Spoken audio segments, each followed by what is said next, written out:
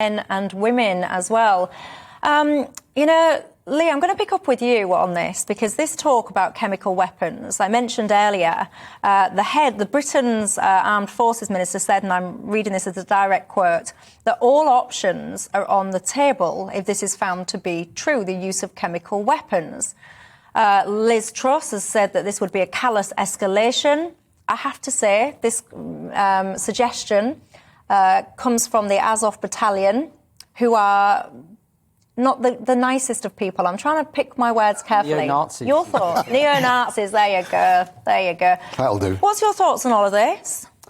I think it's a potentially really incendiary and inflammatory claim, because what we've seen in recent weeks is Western capitals sort of laying the ground for a potential intervention if Russia were to use chemical weapons. So there have been warnings since around the 10th of March that Russia is going to use chemical weapons. And in fact, intelligence officers admitted to NBC, the American news channel, that they released this intelligence into the public, even though there was no evidence of any chemical weapons being deployed anywhere near Ukraine.